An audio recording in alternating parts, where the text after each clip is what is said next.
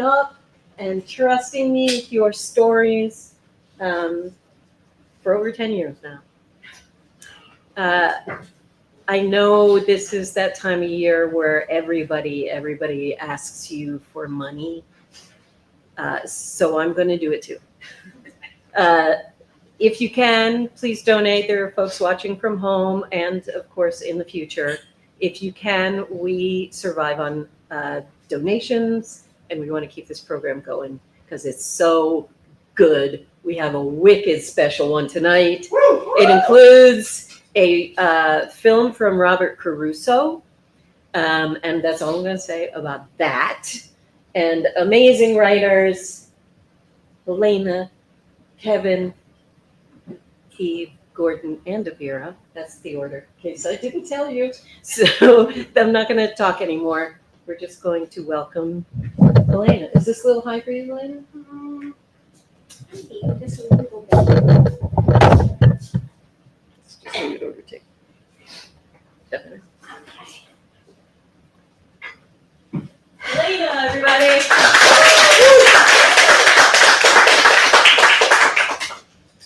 It was the night before Thanksgiving. I'd only been in town a few weeks and everything was going wrong. I'd switched coast to be with some clown, but the relationship blew up like a hand grenade at a birthday party, leaving me with cake all over my face. A word of advice: if a man tells you he's a head case, take him at his word. But there's little time to wallow in heartsick when you're broke. I had just finished up a lousy job interview and I was all dolled up in a tight black dress and war paint. I wasn't excited about going home. My new roommate Joan had revealed herself to be a regular cunt. Across the street from the subway stop, I saw a neon sign flickering its death throes: North Star Lounge. Booze was what I needed. I sat down at the bar and cased the joint. The North Star was guiding these winos to one coordinate: 7734. If you don't get me, put it in your calculator and read it upside down. You'd be stupid to order a cocktail on a dive like that. I ordered a beer in a bottle. After two more, I was bumming butts from the blonde next to me. He was just passing through on his way to visit the folks upstate. His dad was a professor at a college up there. He was just another lame hipster slumming it. I told him I'd just come from a job interview, and he asked what the interview had been for. Funeral director, making a dumb crack about the black dress. Web sales, I responded, but men do call me the Undertaker. Then he asked how I'd ended up in the city. Bored by my own sob story, I took some liberties. The ex and I had knocked off a bank out west, see? We made off with $100,000 in cold cash, see? Then he skedaddled to Mexico, leaving me broke with Hoover's boys hot on my trail. See? Why do you keep saying see, he asked. You're funny. The kid was a looker, but he was no Einstein. I'd rather be sexy, I quipped. Oh, you're sexy. Then why don't we go play in my crib? I don't want to shatter your innocence, but things like that happened at the North Star. Are you serious? As a train, you just have to follow Robert's rules of order. 1, you do whatever I tell you to do. B, I don't want to know your name. But I already told you my name. Well, I forgot it, so don't tell me again. This has to be anonymous. We grabbed a cab to Brooklyn. Fortunately, Joan was still out, no doubt snorting low-quality nose candy off a toilet seat. The blonde sat on the couch, and right away I stripped and sat on his lap. He tried to kiss me. That's nasty, I snapped. What kind of floozy do you take me for? Then I flipped over and stretched out across his lap. Spank me. I'm a bad girl. Sometimes I drink too much. I stood up and struck a Grable. Tell me I'm attractive. You're attractive, he said. Are you talking a game or playing it straight, I asked. I'm talking a game. I'm playing it straight, he answered. Evidently, I'd picked up a parrot. Stay here, I ordered, and I scurried into the kitchen to look for something to guzzle. I found a bottle of Pinot Noir, Chateau Chekhov, 1964. Not a good year. I uncorked it, took it into the living room, and we drank it straight out of the bottle. Take your clothes off, I ordered. Can't we turn the lights out? What, are you hiding something? I want to check you out first, make sure you're not a hophead or covered in blisters. Maybe I'm being too mean to this guy, I thought, but he doesn't seem to care. He got naked on the floor with me and would pass the bottle back and forth, laughing at nothing because we were juiced to the gills. Then I took him back to the boudoir. How was it, you might ask? Well, it was nothing to write home about. Not that you would write your parents about something like that anyway. They don't want to get a letter like that, trust me. In the morning, I walked into the subway. He asked me what I was doing for Thanksgiving. I got nothing to be thankful for, I groused. You know what would be funny? If I took you to Thanksgiving dinner with my family. I didn't know if he was inviting me or just cracking wise. It didn't matter. Listen, dollface, that's not happening. It would be against the rules. I walked back to the apartment with a spring in my step. That was more fun than crying myself to sleep, I mused. He was a nice guy, not my type. When I got back to the apartment, Joan was sitting in the living room smoking. I could tell she was pissed off by her twisted mug. I sat down on the chair across from her and pretended to read last week's paper that I picked off the filthy floor. You had some guy here last night, didn't you? She asked. What of it? I spat back. Who was he? Just some scrub I met in a bar. What? She hooted. He could have killed both of us. Joan didn't have to worry. She was too ugly to murder.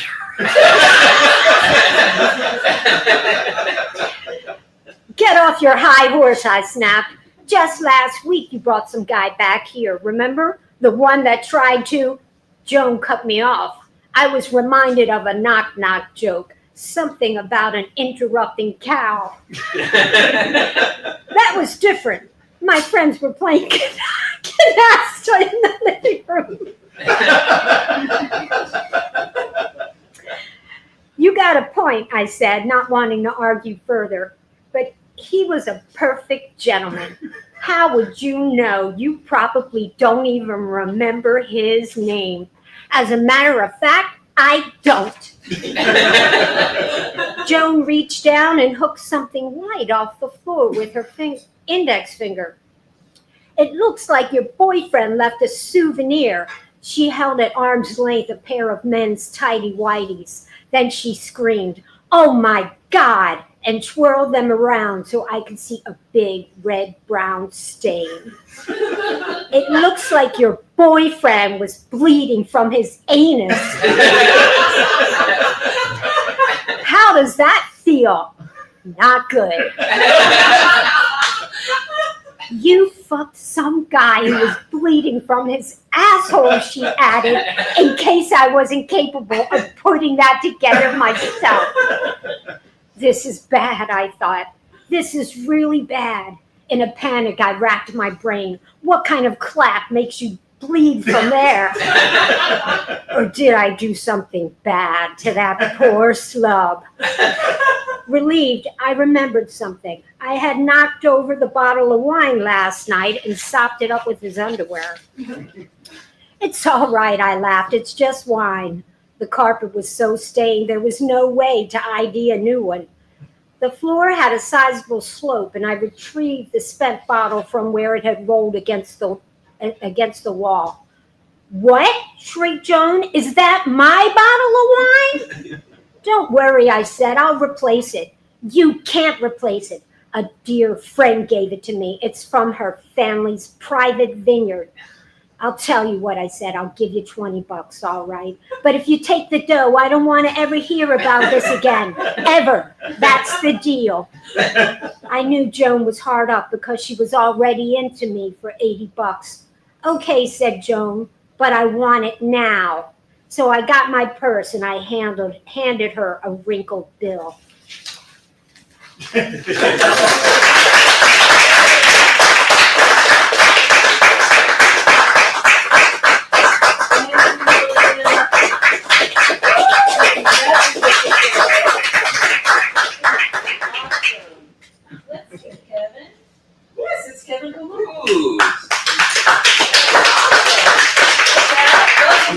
Thank you.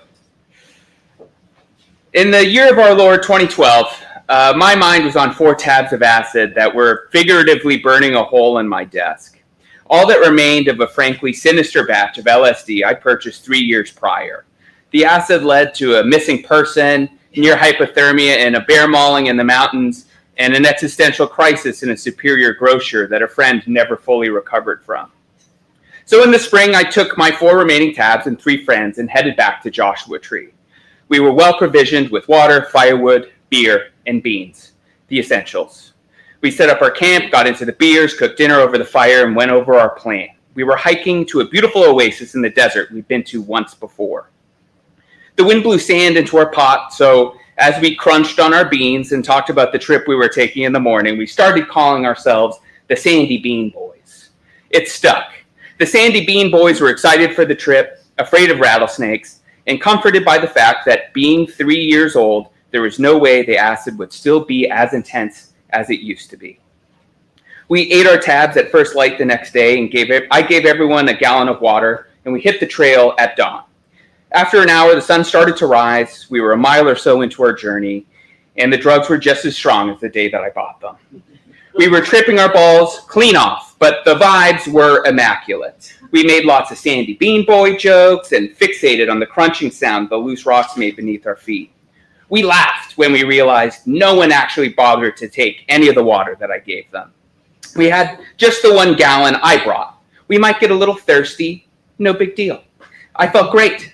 I was the water carrier. I was grounded with purpose. We were working together to get to an oasis, a clear communal goal. We were in a vast and open natural environment where it was impossible to feel trapped, and since we'd left so early, there was no one else on the trail. We had thought of everything, and nothing could possibly go wrong. At some point, we strayed off the trail without realizing it. It seemed a little off to all of us that had done the hike before, but we had full confidence that the oasis or something that looked familiar was going to be right around the next corner. Someone pointed out that we'd been walking for a long time and we should have made it already, but the Sandy Bean Boys weren't holding space for negative energy. The beauty of the desert lies in its timelessness. Joshua Tree is filled with huge granite boulders, whittled down by the wind over the eons into wild shapes. You can feel the age in the landscape, and your connection to time in the desert is just different. And your connection to time on acid is different also, which is why I had no sense of how long we'd been hiking. Nothing seemed familiar, and the terrain was getting increasingly difficult, but if we stopped, we might have to admit we were in trouble, so we kept moving. Eventually, we found ourselves on a huge wash plain stretching out in front of us. We definitely had never seen it before. We checked our phones. We didn't have reception. It was noon. We'd been hiking without stopping off trail for maybe 5 hours. None of us could deny it anymore. The Sandy Bean Boys were in big trouble. We tried to go back the way we came, but all we could see were thousands of boulders that all looked exactly the same. We had no idea where we'd come from. We climbed back down to the wash. We found some shade, tried to regroup. Even after all this time, we were still tripping pretty hard. We drank some of our water, not too much because we only had half a gallon left for the 4 of us, and we decided to take a picture of ourselves, figuring that when someone found the film with our dead bodies and developed it, it would be the last anyone saw of us alive. We couldn't stop laughing. We started walking again. We decided to follow the wash because it was headed downhill and the terrain was even, Eventually, far off in the distance, we could make out some power lines and maybe a highway far in the distance. We knew that distance in the desert is hard to judge under normal circumstances, and our circumstances were far from normal. The road could be walking distance, it could be 20 or 30 miles away. We kept walking. We all tried our phones again to see if we had any coverage. It was getting stronger. Someone dialed 911 and threw the phone at me. It was my first time on the phone with 911, and I was very high. I did my best to sound human. After begging them not to send a search and rescue helicopter, I connected with a park ranger and described where we came from and what we could see. They thought they knew where we were. We were instructed to walk south down the wash towards the highway for several miles, and hopefully we'd come to a dirt road. They were sending someone to the road to pick us up. We probably weren't going to die, but we were getting picked up by law enforcement, and we weren't sure which was worse. We made our way to the road. It was slow going in the midday heat with no shade whatsoever. Eventually, we reached it and started walking west. Eventually, we were found. Reckoning time. The ranger looked us over, and I'm sure we looked terrible. My one friend was sweating buckets in the heat, wearing a hoodie to cover up the Grateful Dead t-shirt he was wearing underneath. We waited on the side of the road while the ranger cleared out the back seat. He had gear, equipment, and a bunch of bongs. He told us he confiscated them earlier. "Don't smoke, boys," he said. My friend in the hoodie asked, "You sure those aren't yours?" The ranger didn't think it was funny. The rest of us stifled our laughter. We piled into the back of the truck, and the ranger closed the doors. He got into the driver's seat on the other side of the metal bars, put his hand on the barrel of his rifle, and started driving. We didn't know if we were in trouble or not. We sat in silence while the ranger told us about all the people who die in the park every year and how lucky we were to be picked up. We got to the campground. He let us go and took off, no questions asked. Things could have been very different. The trip very nearly became a cautionary tale, but luckily, the Sandy Bean Boys escaped all accountability and didn't learn a thing. I suppose you don't always need to know where you're going or have a North Star to follow. Sometimes it's enough to just put one foot in front of the other and hope for a bit of luck. Thank you.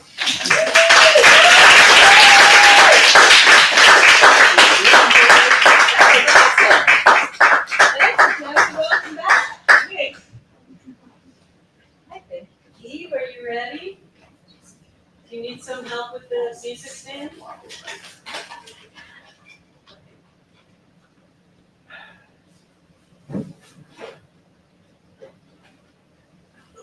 I'm lying in a bed of ice water. I'm in agony, wondering how the hell did I get here? You see, some years ago I had my first knee replacement. It was hard, it was tough, but eventually I ended up with a good knee. I could walk just fine. The only thing I couldn't do was kneel. Then the other knee started to hurt pretty badly. I was using pain pills, I was on a cane. Well, I had to do something, and considering my age, better sooner than later. So I decided to go forward with the second operation, specifically at Christmas time. Christmas. Christmas has always been a magical time for me. I remember my mother working so hard to create the most beautiful, huge, fairy tale-like Christmas tree. First, the untangling of the wires of the lights from the year before, then the many long hours stringing popcorn and cranberries, making these long garlands that would go round and round to the very top. Then covering everything with original ornaments, odd creatures, elves, strange faces peeping out of the branches. All sorts of imaginative figurines and Christmas images. And even though we were atheists in my home, it was my job to set the creche underneath the tree. Little cows and sheep and donkeys, all in attendance of the baby Jesus. Cotton for snow, as if it ever snowed in Bethlehem. And then Christmas morning, waking up to so many presents, only opening a couple, because we had to wait for my dad to get home from work. My father, he worked every single day of the year. And the wonderful food, helping Mom by turning the old-fashioned meat grinder, chopping up the liver that would result in the most tasty stuffing, baked yams, roasted marshmallows, and the wine, Manischewitz, which I'd get to taste once or twice. And then Dad would be home, and it really was Christmas. The whole family together. Splendor. And of course, in later years, I tried to create the same magic for my own child. But now I'm old, and I have very little family left. And it turns out that in the small family group I do have, to their Christmas celebration, I am not invited. And the person I'm closest to in this group doesn't stick up for me. And that is a great wound. So I decide I'm going to have the second knee replacement at Christmas time, figuring the pain of the surgery is going to be so great I won't be thinking about the emotional pain. I'll be so occupied with leg pain, brain pain just won't come. I tell the surgeon to either get me in close to Christmas or forget it. Well, there is an opening, and I do go in December 20th. I make one mistake. I tell the doctor, please don't give me the same pain-killing medicine you gave me last time. It made me loopy. Use something else. Well, that was dumb, because my pain level this time ends up being much greater as a result. The surgery takes place. I'm suffering so much they keep me 3 days in the hospital. I know. I have to go to some kind of nursing facility. I can't make it on my own. So I wake up in the nursing home from hell. First, the doctor prescribed 2 different painkillers, one for just general and one for extreme pain. Well, the one for extreme pain, of which I am in constant need, the nursing home doesn't have. And the pharmacy in that area also doesn't have and will never receive during the 3 days that I'm there. I lie in bed. I am in agony. I hear somebody screaming. Then I realize it's me. I'm the one keeping everybody awake all night. And I don't care. I can't eat the food. It's completely inedible, impossible. I ask for an ice pack to put on my knee. They don't have an ice pack. Finally, someone brings me ice, raw ice wrapped in a towel, which of course melts.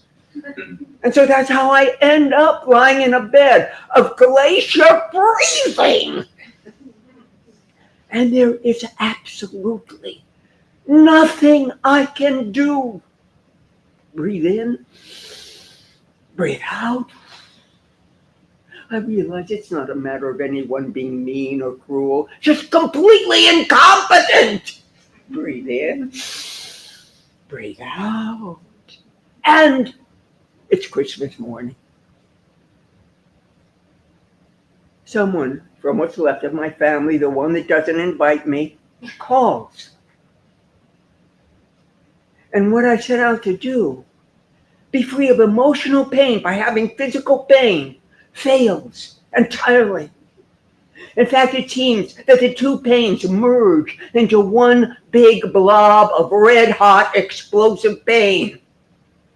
I end up telling this person how hurt I feel for being excluded. I don't accuse anybody, nothing like that. I just express how I feel. They hang up rapidly. I drag myself onto the walker. Step by step, like a snail, I go out into the courtyard. It's no fancy courtyard. I mean, there are no trees or bushes or flowers, nothing like that, just cement walls. But the top's open, you can see the sky, you can feel the air on your body. I go over to a wooden bench, I sit down, and I cry. And when I'm through crying, I look up, and I see across the courtyard a vending machine. Again, with Herculean effort, I rise to my walker, go over. And I find inside that vending machine the greatest comfort food ever created by mankind. Nothing has ever come close. I take out my credit card, but the machine won't take credit cards. I don't have any cash. I return to the wooden bench and I sit. Then this man comes over to me and he points to a little old lady on the other side of the courtyard, crouched way down in a wheelchair. She's really a wrecked old lady, far worse off than me. It seems obvious she's not going to get out of here in 3 days like I am. The man tells me that that little old lady wants to buy me whatever it is that I want in that vending machine. I tell him. And the man goes over to the machine, drops in a few coins, and out pops a cup of noodles. I thank the lady profusely, return to my room clutching my treasure. I ask the nurse to fill it with hot water. In a few minutes, I'm sitting on the edge of my bed, sipping this divine elixir. It's hot. The salt hits my tongue. And my pain subsides in the realization that even in hell, goodness, compassion exists. This old lady has touched my very soul. And gratitude, hope, belief in a better tomorrow just floods over me. Love really exists. This is the worst, and in a way, the best Christmas I ever had. And if I could dance, I'd show you how great my new knees are.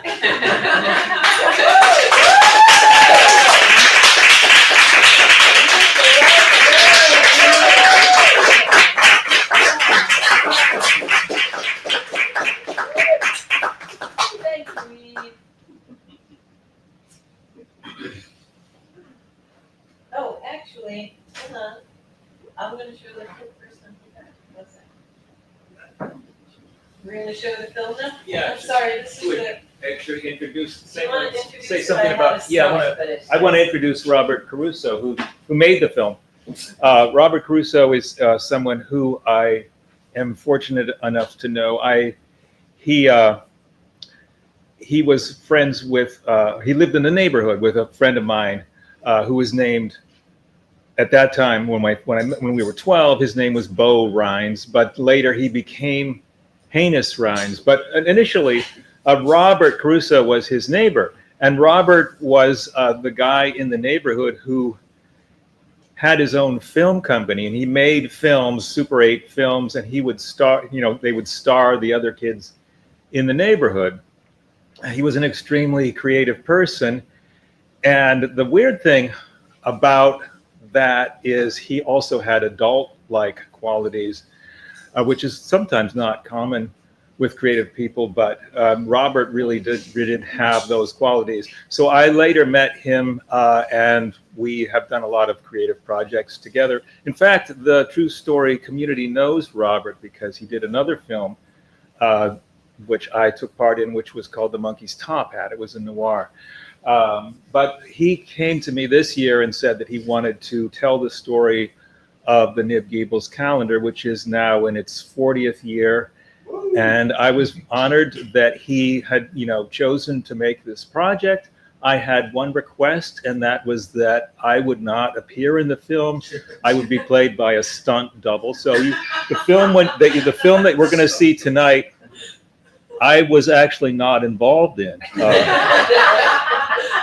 And there's one other little thing that I'm going to tell about the film before we play it, which I've never told anyone about the film, and no one's ever asked.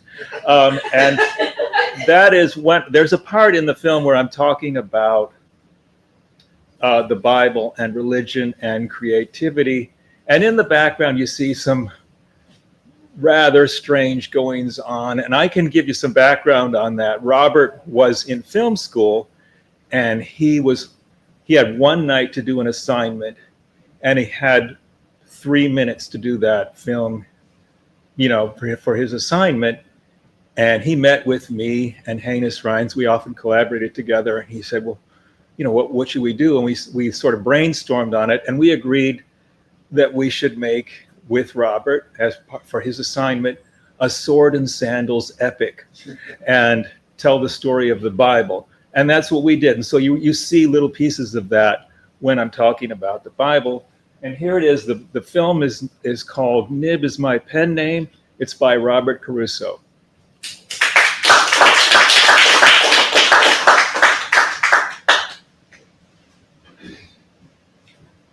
I'm a big kid, and I was lucky enough to make all the things I think are fun and funny to do part of my life. My name is Gordon Henderson, and I have also been called Nib Gables. My name is Gordon Henderson. I'm an artist and entertainer. That's kind of how I think of myself. I work professionally in media as a broadcaster I'm an artist and voice entertainer. actor. That's kind of how I think of myself. I make a calendar, which is sort of a slapstick existentialist art calendar, and I started making I make a it calendar, in which is sort of a 1985. slapstick This year, existentialist art calendar, Abira, Ali, and I and started I making made it in the 40th edition. 1985. This year, I was born Abira, Ali, and and I spent my made formative years in the the Cleveland 40th area. edition.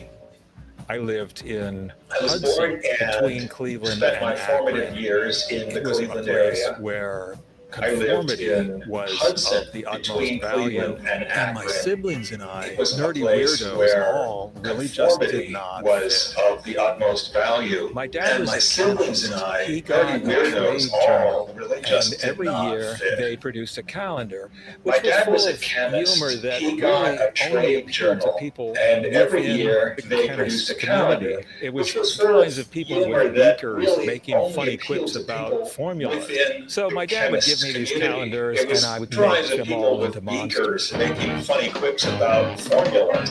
So my dad would give me these calendars, and I would make them all into monsters. My oldest brother, Blair, in high school, made a diorama of Don My Quixote. oldest brother, He Blair, made it in out high of school, modeling clay made a and diorama coat of hangers, and Don something about Quixote. that project He really made it out of embodied modeling clay the whole and coat concept hangers, of Don and something Quixote. about that project really It's ultimately embodied folly, the whole concept but it doesn't of keep you Don from believing Quixote. in it and really wanting to do it. It's ultimately folly, but it doesn't keep you I from went to a really Quaker believing boarding and school really for 1 wanting year to when I do was it. 16, and it was a really interesting experience and I went to also a Quaker shaped my boarding life. school It was for a 1 year when strange I was coincidence. 16. I actually met And Abira, it was a really who would become my life interesting partner. experience, and also But it there was shaped a my teacher life in there a strange told the coincidence. class I actually how met Abira one Ali, of his who would become students my had life called partner. him at 3 in the morning There was a and teacher said there that they told had the rewritten class the Bible. how And it one was of his terrible. students Also, had that's called another him thing. at 3 in the And morning I thought, and that's great. said that they had And rewritten the I bet you Bible. I could And it rewrite was the Bible terrible too, and it also, would be that's another even thing. worse. And I And thought, I that's started great. to rewrite the And Bible. I bet you I could Almost right rewrite the away, Bible too, and it would I be had even this sort of worse. revelation And I that started I was an to rewrite artist, the Bible. and Almost right this is what I away, wanted to do, I had this sort of was write revelation and that draw. I was an artist, and And I also had two this is really what I close wanted to friends do, there, was Marky write Ray and and draw. Bohemian Elias. Both were And I similarly also had two unpopular. really close And friends once we there, connected with each Marky other, we Ray just and had our own Bohemian world with Elias. our own Those language. were similarly And then unpopular. Devo And once we emerged. connected with each other, we just had our own world with our own language. And then Devo emerged.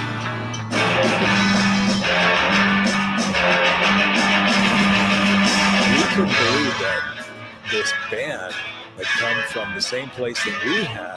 And then there was Perubu and the Pagans and all. We found out about all these other groups. had come But from we the weren't same nerdy place that we weirdos. We had. went to And then there was record stores Perubu and and the all about pagans and this all. We stuff. found out about all these other Cleveland groups. I love. And we You know, were it had nerdy this weirdos who deep went to bleakness record to it. stores, and we found out It was all about run this stuff. down in spots. The Cleveland I skies were love. gray. You know, it had this Post-industrial bleakness city. to it. It was And I run thought it was down in really spots. The wonderful. skies were gray. It was like this post-industrial city. My family And went I to San thought it was Francisco, really kind the of wonderful. birthplace of beatniks and psychedelia, and there was lots of punks in there. My family so it moved was to San great. Francisco, It was the welcoming. birthplace of beatniks and first calendar, psychedelia. I was and in San lots of punks Francisco. in there, and so First it thing was I great. did It was was welcoming. buy a sketchbook. For the first Just like any other calendar, bump I was in San new in Francisco. town. First thing I I think did it was Christmas buy Eve. a My sketchbook. girlfriend was coming Just like any over. other bumpkin I new in was town. So I unprepared think it was in terms Christmas of, Eve. you know, My gifts. girlfriend was I coming took over. 12 I drawings out of my was sketchbook. unprepared in We needed terms a of hole puncher. gifts. So it was I an took expedition 12 to downtown San drawings out of Francisco. my They had a great sketchbook. Woolworths down there. We needed a I hole realized puncher. when I So paid it for was my this other expedition things to that I had not downtown paid San for the Francisco, and they had a great puncher. Woolworths down there. and I thought, oh, I realized when fuck I it, you know, paid I'm for not my going other back things, but I had inside. not paid for the I hole took the hole puncher, puncher, and I thought, and oh, now fuck it, you know, Woolworths is I'm out not of going back business. inside. Probably the the hole first puncher, victim of the And New People's Calendar. now Woolworths is out of Within a business. few months, the calendar was Probably the lost, first and the victim of relationship the New People's was on the Calendar. rocks. Within a few months, The the next calendar was lost, I did it as best I and the could, and I went relationship to a was on coffee the shop, rocks. and I made 25. The next And they year, made mistakes. I did it as best I Which could, and I probably had went something to do to with my a coffee shop, because and I I just made gave them a handful of 25, papers and said, "Can you make and a they calendar made out of mistakes, which it?" probably The had something to do interesting with thing my for me input, was that because I just gave them a handful I of sold papers them and said, all. can you make a calendar out I of was this? intrigued by that. The Taking interesting something thing for that me is was that a little bit I irreverent sold them and all. hitching a ride I was on intrigued by Christmas. that. It was very Taking something fortuitous that in is that way. a little bit irreverent. And some of the early hitching a holidays ride would on be Christmas. Insult It was Someone very You Love fortuitous Day, in that or way.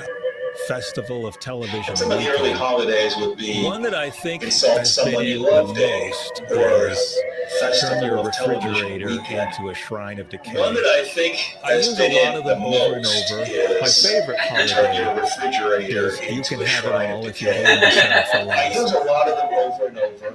My favorite holiday I think the two things that are is most You Can Have It All If consistent You're is Willing to that Settle for in Less. just about every drawing we look at, they're almost I think the all two things that are have most an element of consistent humor is and that also in sadness. just about every drawing And you look my at, drawing they is almost pretty all verbal. have an element of humor and also sadness. The first And one that had a my theme drawing was is 1987, pretty verbal. and that was the naked year. At that time, I had a The first one that had a concept that theme there's was so many naked 1987, women and that in was the history naked of year. art. And At a that lot time, less I had a naked men. There concept should be a that lot more there's naked so many men. naked women in the And history of I was art, going to and single-handedly less change that by naked just men, and drawing there an should be a awful lot lot more of naked naked men. men in the calendars. And I was going to single-handedly 88 change was the that by just hallucination drawing an calendar. awful lot of naked That men was something in the that alluded to calendars. my drawing style, which was a I very think loose 88 line, was a the very hallucination calendar. squiggly line. That was something that alluded to my drawing My style, which friend was a very worked loose at line, a very film company, squiggly and there was a line. shrink wrap machine to put things My in the friend calendar worked like at condoms a film or company, pickle and there was a relish. shrink I wrap had the theme, machine the days, to put holidays, and things mayonnaise in the and had a calendar mayonnaise like packet. condoms or The themes pickle just kept relish. going. I'd have the theme, the It days, just holidays, and became a mayonnaise, and part I'd of have the mayonnaise calendar idea. The was themes that just kept each going. calendar had a theme. It just became Abira a part Ali of the suggested I use pen and calendar ink, which would be a idea, little was that bottle of each India ink calendar with a had a Pro theme. pen, also known as a dipping Abira pen. Ali suggested I use pen And and that ink, really which would be a little changed bottle the of whole India way ink that with I a drew, Pro because pen, you get a also known much as a better dipping pen. variation of line with And that those. really And I changed just the have a whole really way good that feeling I about drew, them. I because really you get a like the much way the ink better feels. I like the variation way of it line with flows. those. And I just have a really good feeling about them. I really like the drawing way that social it feels. I like the way it situations. flows. The funny thing about that is that I can't sit still. I And draw if in I take out social my pens and situations. paper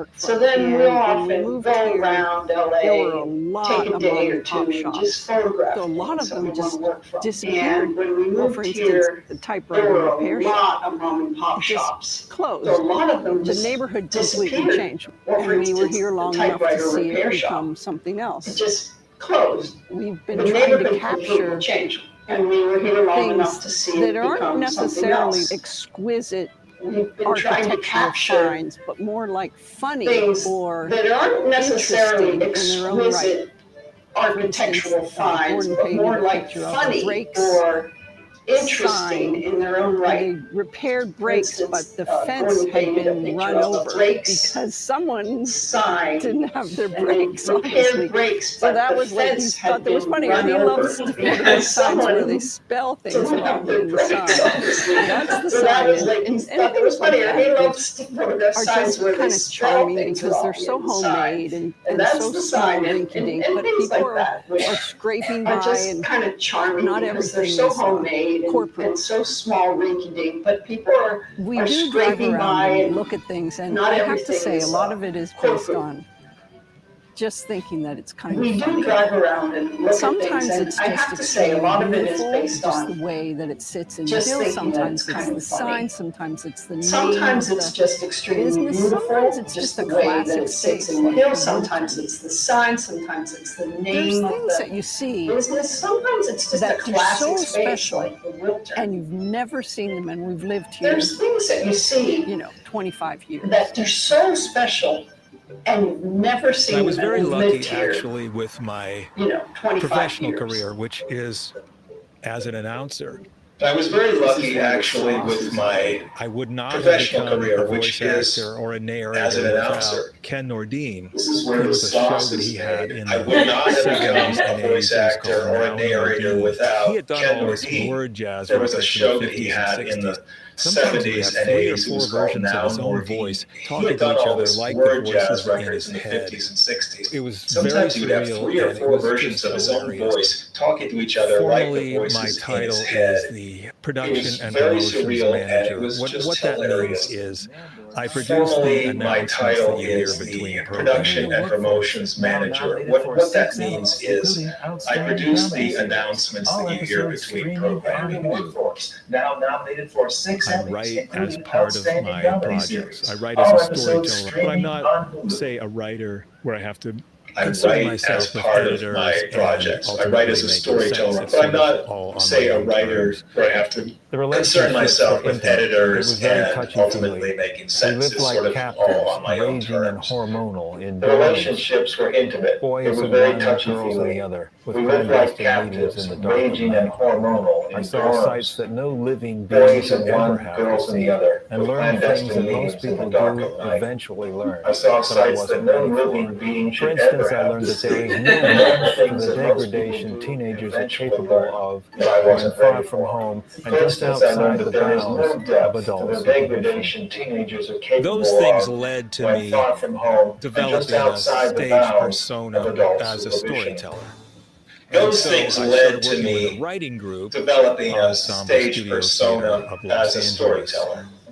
And so I started working with a That's writing true. group, We grew up Ensemble together in Studio a way, Theater of Los Angeles. and we both decided That's that we were true. going to be We artists. grew up together in a way, We're married, and we raised a both kid together, and we just decided that we were going to be artists. trust the other's going to kind of help We were married, if we raised get a kid overwhelmed. together, and we just My daughter, Eliza, trust is the also other's a going very to kind of active help. and dedicated artist and has If we been get since she was overwhelmed. old enough to hold a My pencil. daughter, And also as a Eliza, musician, is also very I'm active and lucky to dedicated live artist with and so has much been since art she and was old art enough to making and hold a music in pencil. my And life. also as a musician, Surrealism lucky to and live with so much subconscious art and and art making dreams music in has my always life. been really interesting to me. Surrealism A and place where, in subconscious some ways, I and have dreams dwelled. has always been really interesting to me.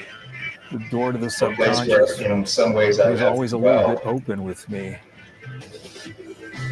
The door to the subconscious was always a little bit open with me.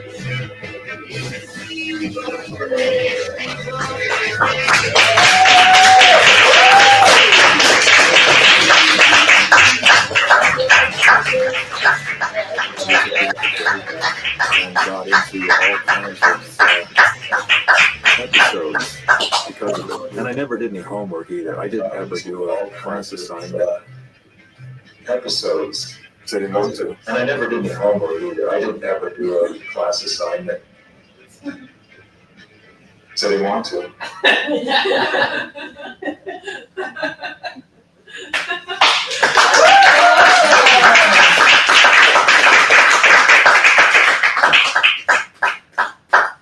Welcome. Okay, thank you, thank you. Well, you heard the basis of the unknown landmark series that Abira and I worked on together. We won't really go too much into that, but we'll talk about what we have on hand this year, which is the Everyday Unknown Landmarks Everyday LA 2026 calendar, which we sort of planned as being our happy calendar. And but then as the year progressed, it didn't seem so happy. It starts in January with fires and, then deportations and the No, but National Guard. Just to be clear, that we thought about happy and we started to research happy establishments, and we thought happy would be good because it was so bad. Don't you remember that? And then we started to realize a lot of the businesses that were named Happy Books or they really started to be suspicious because when you looked at the pictures we did, some of those establishments seemed like maybe they were like a cult bookstore. It's called Happy Books and things like that. So we ended up editing them out. Yeah, I mean, just because you call yourself happy doesn't mean that you actually exude happiness. So sometimes, let's go to the next slide. And actually the one after that. We thought this was Happy Cheetos, Yeah. even though didn't say happy. That's right. That one does exude happiness, but a lot of times things are just okay. Like this guy.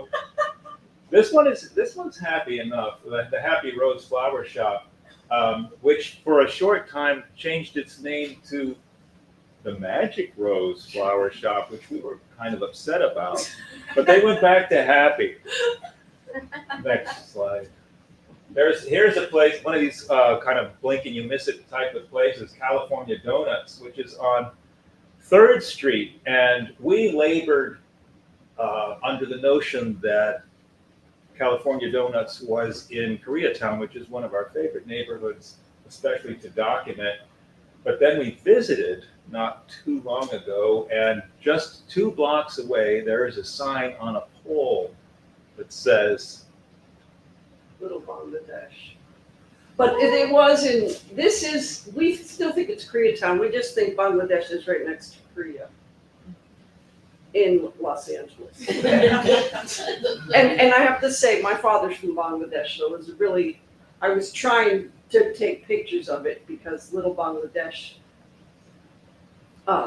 is very small. And I wanted to get some pictures of, my father's from Bangladesh and he used to have a laundromat, and my mother never used it because it was too far and she had 5 kids. And he would get so mad and he would always say, you'll go to our laundromat, like that was like a crime. So I really wanted a picture of Little Bangladesh with a laundromat in the back, which I got. So I sent that to my siblings. here's another place in Koreatown, and which, it's abandoned, but to us it exudes a lot of warmth because of the pagoda. Another place that we like, we also usually when we're working on something, a place will have a name, but we have a working title for it, and this one is Pink Eye. It's Hill Eye Center, which is on Hill Street in Chinatown. I should say it was, because this place has since closed since we documented and did this painting of it. And it's all still pink. It's all pretty much there, except they have a banner over the eye. It's disappointing.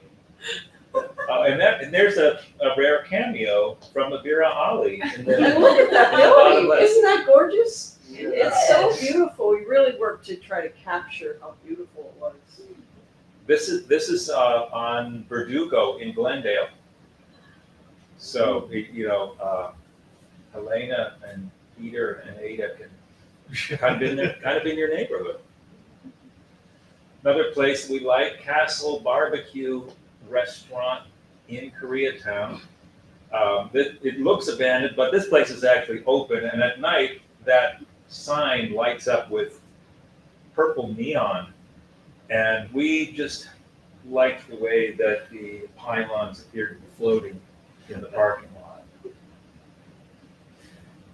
This is down in Chinatown, Happy Lion Arts and Gifts, which is actually closed. There's a tattoo parlor there now, but they left the building is really looks exactly like it does here, except there over here there's a tattoo parlor and it's just got a tattoo. So this is a place that we like. It's on Eagle Rock in Glassell Park, and it used to be one of those milk drive-in places. There's a few of those still around, but this one just has the sign, and it's a floss dental place, and then it's like, the neighborhood's changed completely. People don't care about milk so much, but there's the sign saying no, and the other business there is Manila Forwarder, which is a shipping company that sends packages directly between here and the Philippines, and Floss Dental. Here's another place in Lincoln Heights, which we frequent. Lincoln Heights is a beautiful neighborhood, and we went there one time after not being there for a while, and the whole block of places that we went to, everything was closed, including this place, which had been a bar. And the only thing that indicates any words on it at all are a billboard on the side that says skullshaver.com. Here's a place in Koreatown on Western, which this is called Snake Eye because of the graffiti and that eye that sticks up above it. And as one does, I hired an investigative reporter to figure out what about that eye?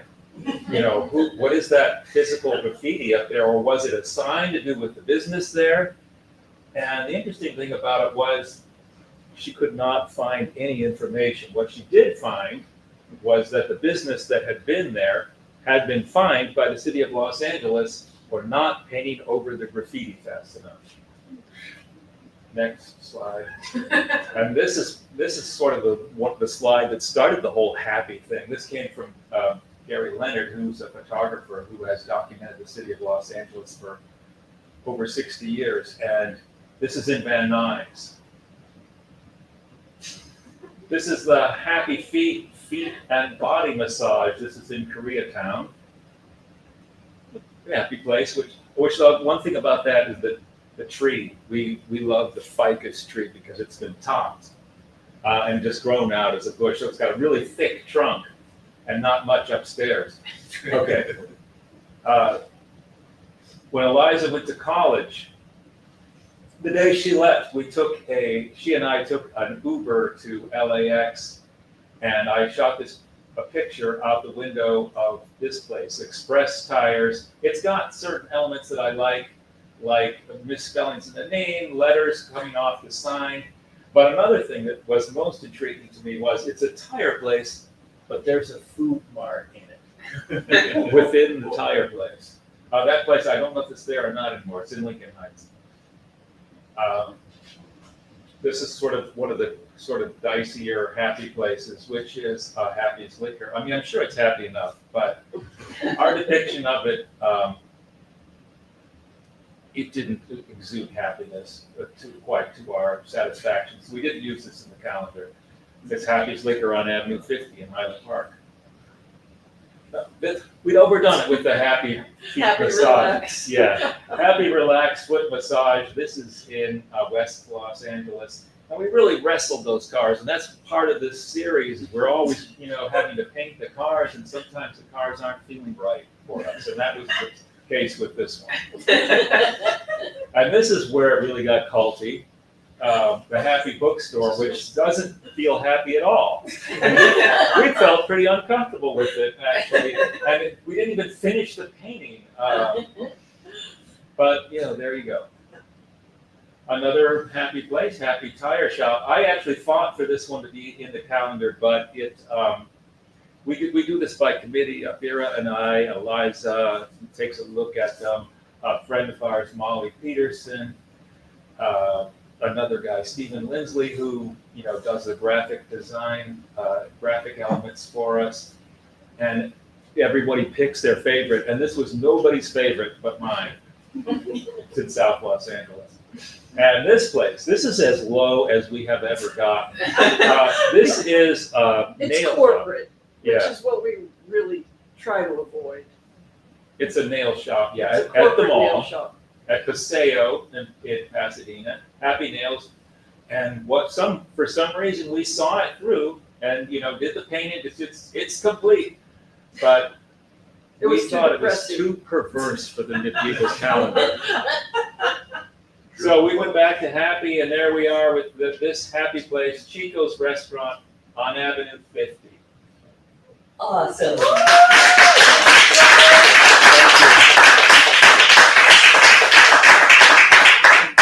Thanks, everybody. Thanks, all my writers, Kevin, Helena, Gordon, Abira. Where's Eve? Is Eve? Oh, there's Eve. Did I get everybody? Thanks, everybody who came. I apologize that the herky jerky film was going there, but What was I don't know. It was fine before. Things I have happen, absolutely no idea. things happen. But I will have it up on our website for a while. So if anybody wants to watch it there, I'll just have a separate link to it. Is that okay? Or would you like me to send you a link to it? We'll figure it out later over We'll talk cookies about and that. wine. And cheese spread that has nuts in it if anyone's allergic. Just saying. Thanks again, everybody. The next one is January 4th, and the theme is Clean Slate. I'm starting fresh. Merry Christmas, Happy New Year, everybody!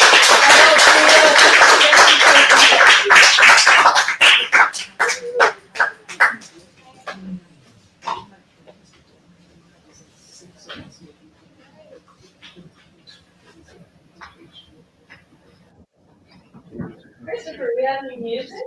Oh, and we. Oh, yes.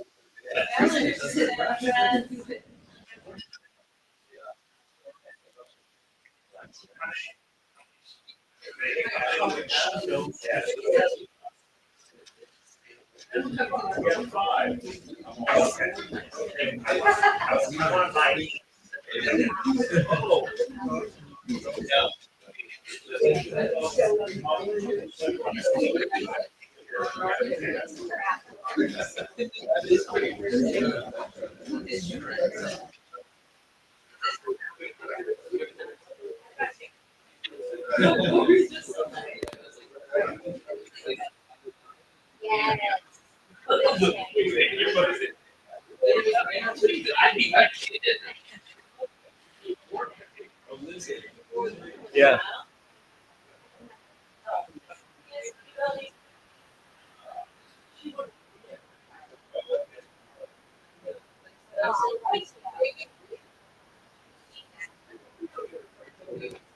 Yeah. Well, a lot of the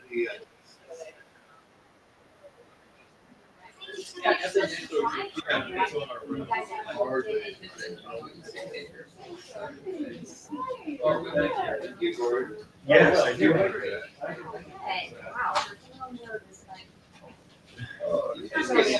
You should tell.